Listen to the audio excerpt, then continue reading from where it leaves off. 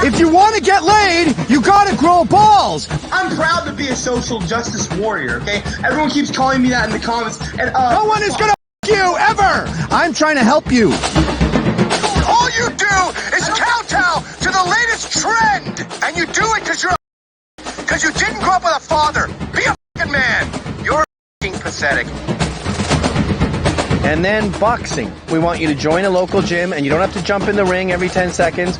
What we want you to do is just spar. Just hit the heavy bag. And I'm doing that. invest in some brassieres.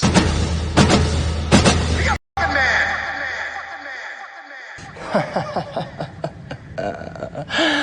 Gavin. I'm sick of all of you motherfuckers thinking that you can talk to us liberals and get away with it. You think you can run from me? I deserve a fight with you, Gavin. A proper fight. New York, I'll come to you, Gavin. You're done. Peace.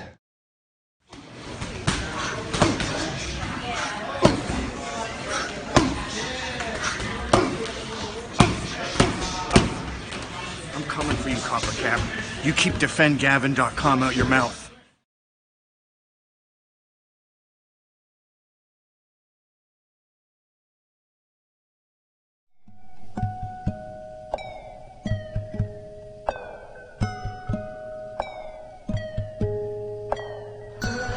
I used to be afraid. I used to just tuck my tail between my legs, hide in the shadows, you know, go outside to eat at school. Everybody would pick on me, bully me. I never stood up for myself. Well, that ends now! No more am I gonna hide. My chin is high. My chest is out. And I'm proud of me. I'm proud to be who I am today. No more am I gonna let bullies stand up and just attack me and get away with it. Gavin's perpetuating this. He's causing this. And I am gonna put an end to it. It's over, Gavin! It's over! Well, I definitely think Copper's ready for the fight. He's been training every day for the past 3 months, and he's made crazy improvements in that time. You know, if I was training someone else and I didn't think they were ready, I'd tell them. But I mean, he's definitely ready. He's beyond ready, for sure. Your mother died of shame, and your father left you because you're a fucking loser. Goodbye. Not only has he picked on me, he's picked on my deceased relatives like my mom, he's picked on my friends, he's picked on Mima. You're a bitch. You're not a real man. Just because you have a beard doesn't make you cool, Gavin. You're a fucking loser. We tried to save you with bullying. You blew it. And now you're alone with me, Ma, talking about cis this and gender that and speaking all that dumb castration language because you're doomed. Women are paid less. Women are paid less. Grow some nuts and get fucking laid. Hang up on this asshole. I'm done with him. Fuck you! Fuck you! Hi, this is Anthony Cumia. Hello, I'm Gavin McInnes. And together we're Compound Censored. And we would like you to subscribe with this deal using this promo code right below me right now. Do it, because it's very entertaining.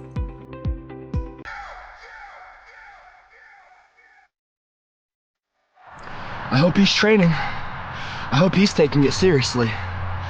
He doesn't have to take me seriously. But I hope he's taking this seriously. Because I'm coming. And when I do get there, in New York City, or wherever the fight is, I'm bringing it. I'm bringing it all. You know, when he first got here to start training, he, to be honest, he really couldn't even defend himself very well. He didn't really know how to throw a punch. He had never really been in a fight. You know, he told me about how he'd been bullied a lot, but so you know, I just wanted to show him how to defend himself at first, and as we started to get into it, man, he made some crazy improvements, and he's a straight up animal now. You know, I've been training him, and if I'm being honest, I would not want to get in the ring with him. I'd be scared to fight him. You know what Gavin represents? He represents hate. I represent love. He represents him, and I represent her. Gavin's head's stuck in the past. He's trying to preserve the way it used to be. Well, he's history. and on the future. I'm standing up for everybody out there who can't stand up for themselves. We don't need all of this hate out here in the world. I'm gonna kick Gavin's ass to prove you don't need to resort to violence to solve your problems. Viral video, South Park, Touch.0. I did my own television series for 3.5 seasons. My biggest achievement will be kicking Gavin's ass! Is this gonna be a white knight, fight night?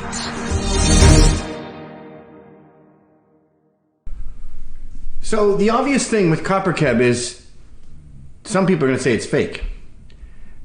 And it's weird. I've known CopperCab for a long time, and people often ask me, is he the real deal? What's fake? Like, is he really trans?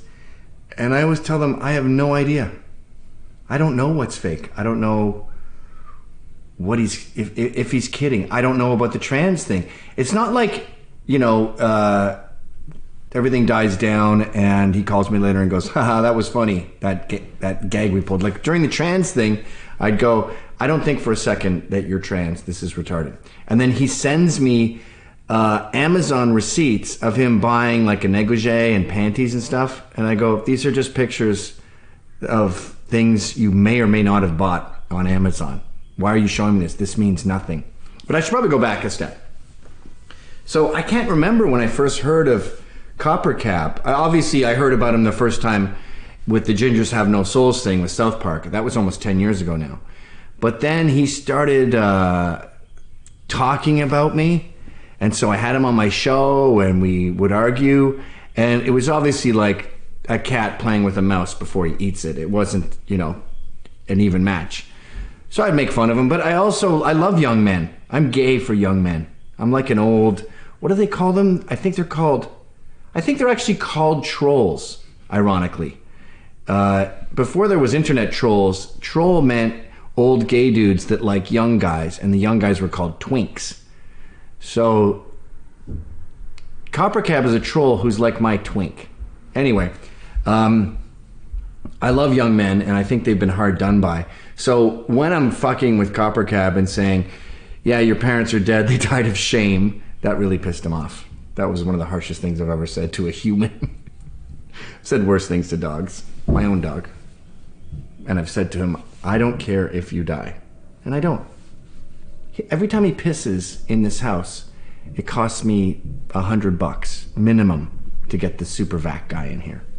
So the day he dies, I don't have to have, I've got this like foam core that for the stairs, because dogs are so dumb that if you just prop up a piece of foam core, they don't know to go, push, and then they can just go by. Like, do this as an experiment. Take a piece of food, put it under a Solo cup, and the dog will go, oh shit, that's the food gone. No way I can get to that. You hid it in a fucking plastic safe that's impenetrable. For me to go plop is just beyond me. Oh, he's so smart. Oh, you know what he's thinking? He's like, why are you sitting in my chair? No, he's not. He's thinking food, sex, territory, food, sex, territory, food, danger, ally, food, sex, territory. That's it. They're not going like, well, you seem grumpy today. Anyway, sorry. I had advice for CopperCab when I first met him, and I said, dude, I say this to a lot of young men. Box, start fighting, grow facial hair, get a tattoo, especially Asian men. For whatever reason, I'm not saying this is true or not, but this is the rep they have. They're known as betas. They're known as not tough. Women tend to see them as too soft. And it doesn't matter if that's true or not. That's irrelevant. So I say to Asian men, wear a David Cho t-shirt and have a tattoo on your arm, like a feather or something, anything, to sort of like counteract the bullshit stereotype that you have. And I also said, get a motorbike.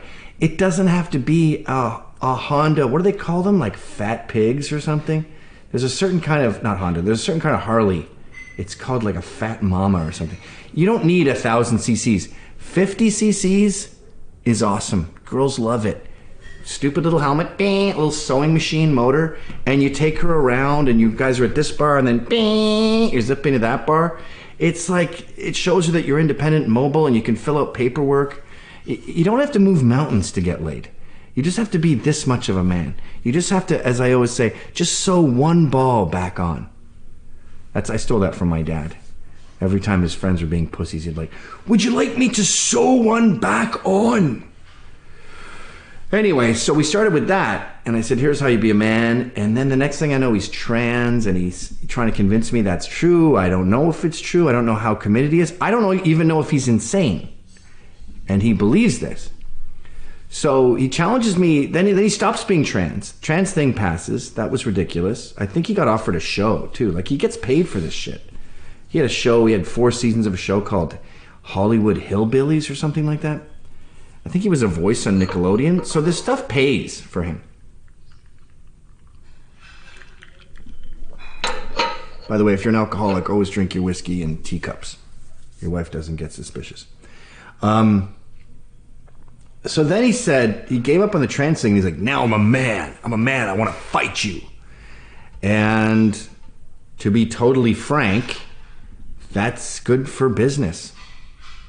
Like 1 million people say they want to fight me every day. In fact, my whole life, people have been saying they want to fight me.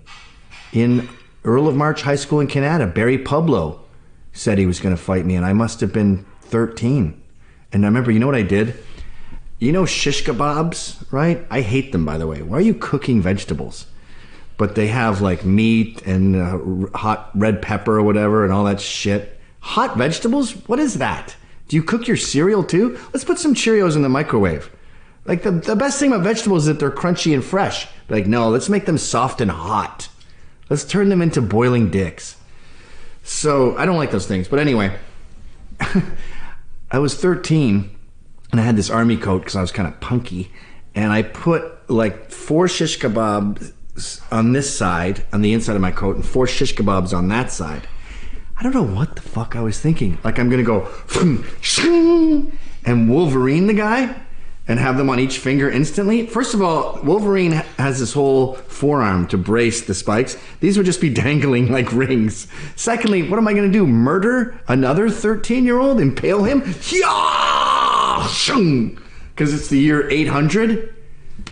But I never had to do that because he did a roundhouse kick and he turned into a flying starfish like Patrick from SpongeBob, and he hit the ground so hard he knocked the wind out of himself. And he's like, I can't breathe, I can't breathe.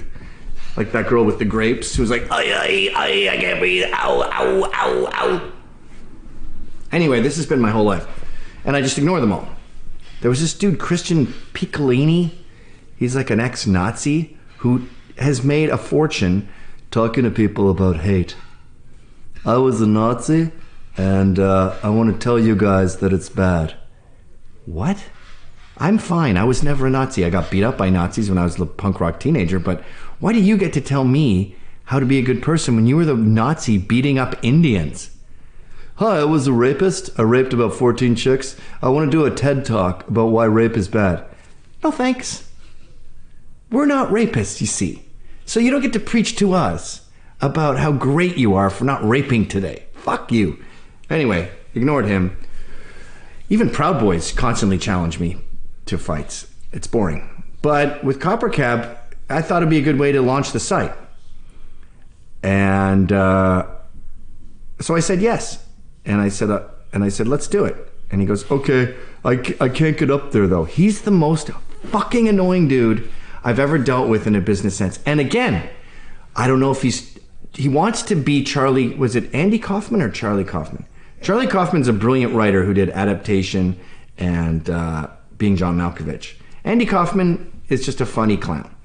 I think Charlie's much more intellectual and interesting than Andy, but I like them both. So he's obsessed with Andy Kaufman, so you never know what you're dealing with. Even Jim Carrey, when he did that movie, and he's like, I was pretending to be an asshole. Bullshit. You're a fucking asshole, Jim Carrey, and you realize you could pretend that it was a Kaufman thing, and you get away with it. See, that's ultimately what I'm trying to get to. There's a gray area here between I'm kidding and I'm serious, where the guy in charge gets to move the fucking pendulum wherever he wants. So, CopperCab can actually try to kill me in the ring, and then after go, just kidding. Oh, I want to get you, and do some gay shit after and like push over a desk. And then he goes, I'm just kidding. And you go, yeah, your punches felt pretty serious, dude, in the ring. So what do you do with that? Well, you punch the guy as hard as you can. Like, if you're getting in a ring with someone who might be kidding, you just fight them. Sorry, that's the way it goes.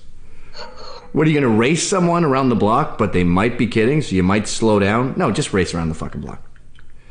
So this is a very long, drawn-out way to explain my relationship with CopperCab and the fight and the inevitable controversy that it's fake. The answer is, I have no idea. But I am not kidding. And I'm going to try to kill him. And I'm going to cheat. I'm not going to put plaster of Paris on my raps, but I'm not, like, there's a lot of things you can do in these sort of joke fights that aren't real. Like, I'm going to make sure I've got I have a bunch of boxing gloves. I want him to have like 20 ounces, and I'm going to make sure I have like my smallest, my 16 ounces. I want him to have a lot of padding. So let's compartmentalize that. So if it's a joke and he's kidding, that's the story I'm telling you, which is the truth, which is I'm not going to be kidding. And if he's joking, then he's going to get the shit beat out of him as a joke. I also want to include in that little box the possibility that he plays with truth and fake, and some things are real, and some things aren't. Like you fuck a girl. I'm just kidding. And then you get to lay this supermodel, and you go, no, that was all part of an act. And you go, yeah, but you still fucked her. It's sort of like, this is a bit of a tangent, but like with Milo, people go, oh, he's faking, he's doing a character. And you go, yeah, but he's also been great for the new right for the past 5 years. Like, if you worked at McDonald's as a joke for 5 years, and then you're done, and you leave McDonald's and you go, ha ha, motherfuckers, I was kidding. I was making fun of you. I think McDonald's is gay. And Ray Kroc goes, all right, well, thanks for flipping 7,000 burgers and making me a ton of money. You still did the work. So I guess the joke's on me. Like, we had a daily exchange with a paycheck that worked out for me. All right, so that's this one compartment. Secondly, and this is a totally different topic, really, I love boxing. I think it's an incredible sport. Every time you hear about a sport that you don't know anything about, like when I first got into baseball, people always say the same thing. They say it's chess. And you go, yeah, sure, it's chess. It's just guys fucking swinging at a ball. Fuck off. And then you watch it for about a year. I think you have to watch 100 games to really grasp baseball.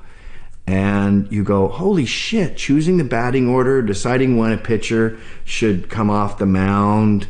There's so much to this. It's incredible. And the beauty of baseball is it's not like basketball where whatever team LeBron James is on is going to win. You never know what's going to happen with baseball. You could be 5-0 in the ninth inning and still lose. So it's a wonderful, exciting game. And with boxing, I was just like, oh, shut up. The biggest guy wins. And then you get in there and you see someone like Larry Holmes who could go up against anyone because he ducks. You can't hit him. He's a naked mole rat who goes underground. And I used to laugh at the term the sweet science before I ever boxed. And now I'm just like, it's like learning Japanese. Like, I can say hello, how are you, and goodbye. But if I turn on Japanese, by the way, I speak zero Japanese. This is an analogy. But if I were to turn on the radio, actually, I can use a true analogy, French. I can live in France, I speak French, but because I lived in Quebec, but if I turn on the radio in French, I'm like, what? I can kind of see what's going on. Or if I listen to a French song, I don't know what the fuck this song is about. What are they saying? It's the same with boxing. You learn a few moves, and then you sort of look out at the abyss and realize, I've barely begun. Like, I can't write any Japanese characters. I can't have an argument in Japanese. So then you get to the next level where you learn how to duck and move. And then you have no cardio. You're exhausted after a round. So now you build up your cardio. And there's all these, I think it's the same with everything, really. It's probably the same with carpentry and fucking race car driving. You reach these tiers. And it's fascinating learning them. Anyway, so that's the two parts of this. I'm excited to fight CopperCab because I love boxing, and this will be my second, formal fight. I got the shit beaten out of me in Oakland by an MMA fighter who knocked me out. So that's just fun, and it'll be good for the site too. because I'm not going to release it free anywhere. And if you put it up somewhere free, I'm going to fucking shut it down. And then secondly, the fake thing, I have no idea. I have no idea what's going on with CopperCab. I think he's probably a mentally ill hillbilly. Oh, by the way, one other thing. Here's an example of how I have no idea and I think he's a mentally ill hillbilly. He calls me, I say, let's do this fight. I should have said this at the beginning, sorry. I say, all right, fine, let's do the fight. Fine, let's do it. And he goes, okay. And I go, so just fly up to New York. I have a friend who runs a hotel. I can get you a deal. He's like, I can't, you have to pay for my plane ticket. What? I have to pay for his plane ticket, pay for his hotel. And then he starts going, hey, I'm gonna need money for food. What the fuck? What adult says, and I go, look, I'll give you like a bunch of money when you arrive, like a few $100 to survive here. And he goes, no, I need food, like food allowance. I go, I don't know what that is. You need like a bacon coupon? What is food money? And he goes, I've never done this without food allowance. I found out later that Mima, his fucking crazy hillbilly grandmother, was telling him this, like, y'all need to get food money. If you're gonna go do something, go somewhere, you could starve unless you get food money. What the fuck is food money? You mean money? I'm paying you, here's $50, and obviously, here's $40 for food. No, here's $90. You can spend it on heroin or you can put it in the paper shredder. I don't care. He's such a tard. So he arrives and I get a driver. I have to pay for everything. I have to pay for the flight, pay for the hotel. He arrives, I get him a driver, and he calls me and he goes, again, I have no idea if this is a troll, if he's trying to make me mad. It made me mad, I'll tell you that. But he said, hey, I just landed. And he goes, where are you? What are we, in Timbuktu? I got you a driver. Okay, does he have the money? The money, the food money. I'm like, no, you can't give a driver. How do I give the driver money? If I'm gonna go find the driver and give him money, I might as well pick you up at the fucking airport, which is, by the way, is a 3-hour ordeal for me. And he says, okay, well, where's he taking us? I don't know, possibly the fucking hotel that you're staying at? Where else is he gonna take you, Waterworld? So to be clear, he gets to the airport and he has no money at all. Not one red cent. So he goes, is the driver gonna give me money? What? So I go, he's gonna take the hotel. I'll drive down, I'll get you some cash. So you can buy food. Then he calls me as I'm driving into the city and he goes, hey man, this is really unprofessional. They say they need a card for incidentals. And I go, well, I sent them a card, but just use your card. And he goes, I don't have a credit card. An adult male does not own a credit card or have 1 penny, can't eat. He's a fucking hillbilly. He's actually an insult to hillbillies, because hillbillies have money. They made money from moonshine and stuff and pelts. Like the most toothless, barefoot hillbilly has more money and has a credit card and has his shit together more than fucking CopperCab. So now I'm just like, I can't wait to get you in the ring. I'm gonna pound you, you son of a bitch. Now, is that fake? Is he rich? Does he have 200 grand in the bank and he's just like making me dance around and give him money for food? Possibly. Maybe. I don't care. A punch is a punch. And I'm not gonna bonk him. I'm going to, what we say in boxing with the right cross is you're putting out a cigarette. So you grind your foot. My right is not that great though. You know my trick. I shouldn't be giving away my secrets, but you punch me, I go down, miss your punch, I nail you in the stomach, and then I act like another punch is coming to your stomach, so your arms go down. Then, without looking at your head, I give you an overhand right to the face. That's my trademark. Here comes another to your belly. Nope, just kidding, to your head. And head punches, I think it's good that cops do them when they're taking down a perp, because it's totally disorienting. It doesn't really hurt unless you get it perfect, but it's just like, it rattles your cage. It's like a taser and you just go, why am I here? And you get this fight or flight thing where your body goes, get out of there, get out of there. And the next thing you know, you have this sort of panic thing, and that enables you to get some more good punches in. So there's a lot going on with this fight, but ultimately he called me a bitch and I'm gonna fuck him up.